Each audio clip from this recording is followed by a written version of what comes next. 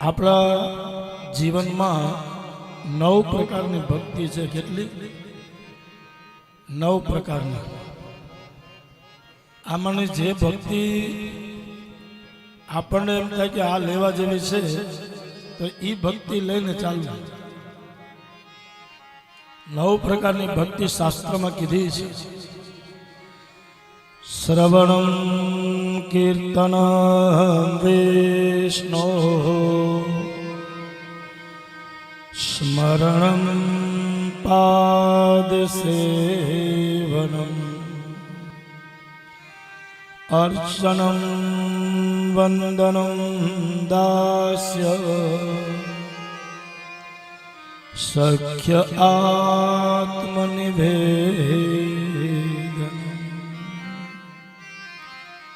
પહેલી ભક્તિ કીધી છે શ્રવણ.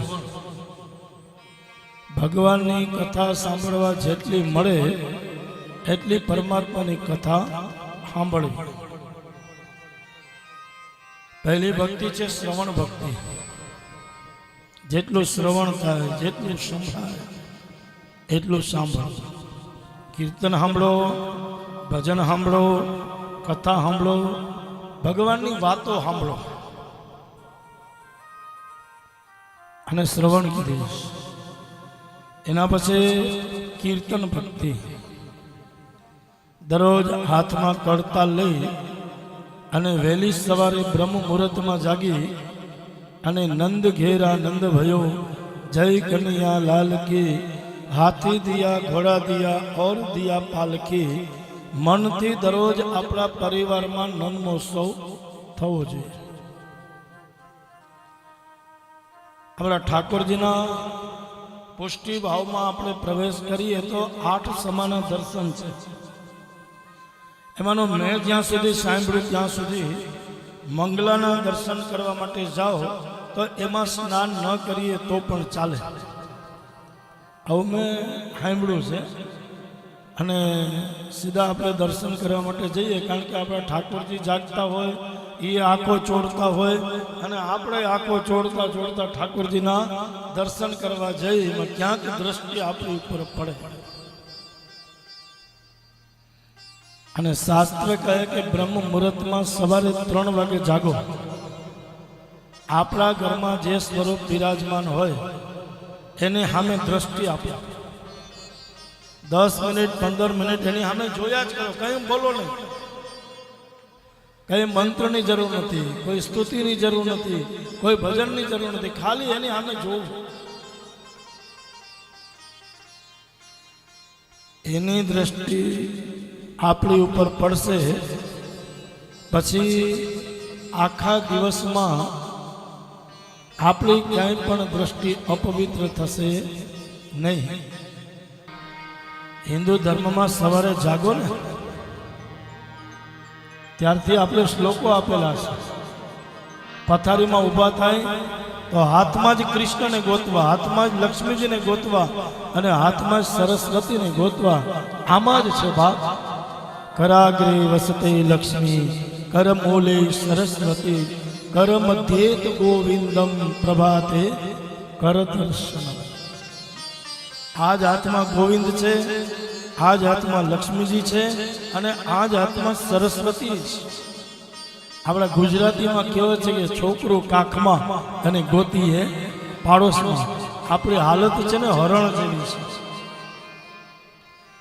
હરણની અંદર રહેલી કસ્તુરી, અને કસ્તુરીની સુગંધથી હરણ જ્યાં ત્યાં ભાગે છે અને છેલ્લે હરણનું મૃત્યુ થાય પણ કસ્તુરીની ગોતી શકતી નથી. બાપ, આ હાલત આપણે છે. પૃથ્વી પર પગ મૂકો, પૃથ્વી ત્વયા ધૃતા લોકા, દેવી ત્વમ વિષ્ણુના ધૃતા, ત્વમ ચ ધાર્યમામ દેવી પવિત્રમ કુરુચાર્સનમ. હે માં, હું અધમ છું, પાપી છું, તારી ઉપર પગ મૂકવો એ હું બહુ મોટો ગુનેગાર છું, પણ છતાંય માફી માગી અને પગ મૂકવો. આપણા હિન્દુ ધર્મમાં આવા શ્લોક. અને ઘણા તો ચાનો કપ પીતા પીતા કરાગ્રે વસતે લક્ષ્મી, કરમૂલે સરસ્વતી, કરમધ્યે તુ ગોવિંદમ પ્રભાતે કપદર્શનમ.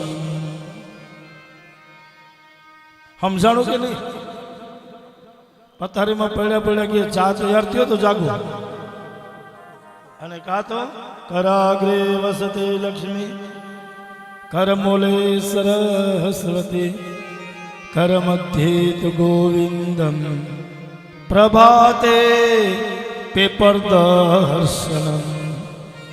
આજે કોની સાદડી છે, કોનું ઉઠમણું છે, કોનું બહેણું છે, એટલે હું ઓફિસથી સીધો ત્યાં જઈશ, તું ઓફિસ ઘરેથી અહીંયા આવજે, આ જગ્યાએ આપણે મળવાનું, એના ઉઠમણામાં જવાનું છે.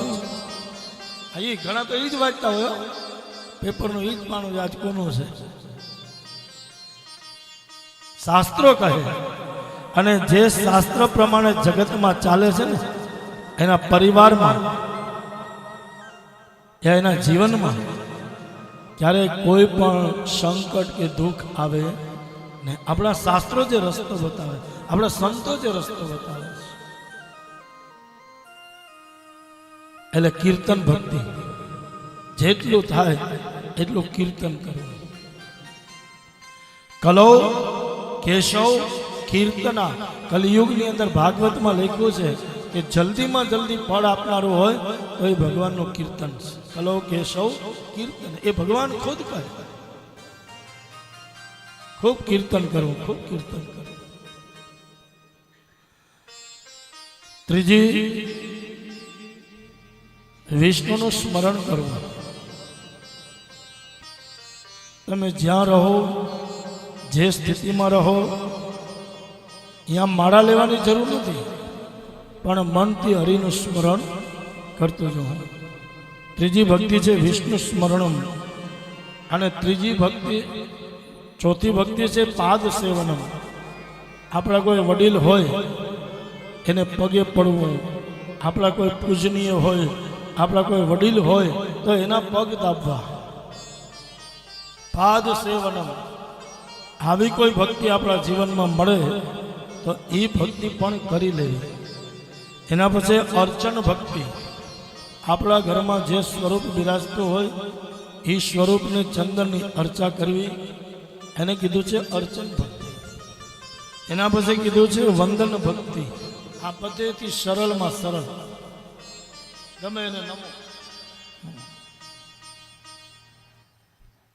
વંદન ભક્તિ. અને મેં પહેલે દિવસે કીધું ને કે ભાગવતજીનો પ્રારંભ વંદનથી થયો છે. ભાગવતજીનો પ્રારંભ વંદનથી થયો છે. વંદન, પ્રણામ અને નમસ્કાર. વંદનનો અર્થ થાય, પ્રભુ તમે આવો મનુષ્ય અવતાર અમને આપ્યો તો અમારું જીવન ક્યારેય તમારી સામે બે વફાઈ અમે નહીં કરશું, અમે વફાદાર જીવન જીવશું. અમે વફાદાર જીવન જીવશું. અને પ્રણામ, પ્રભુ અમારા જીવનમાં અમે પ્રમાણિક જીવન જીવશું, ક્યારે બેમાની અનિતિ અમે કરશું નહીં, પ્રમાણિક જીવન. અને નમસ્કાર, પ્રભુ આવો સુંદર મજાનો દેહ તમે આપ્યો, આમાં કદાચ અહંકાર આવી જાય, અભિમાન આવી જાય તો અકળાઈ આવી જાય, એ અકળાઈ ના આવે. સદૈવ અમારું જીવન તમારા ચરણોમાં નમ્રતાથી જીવશું.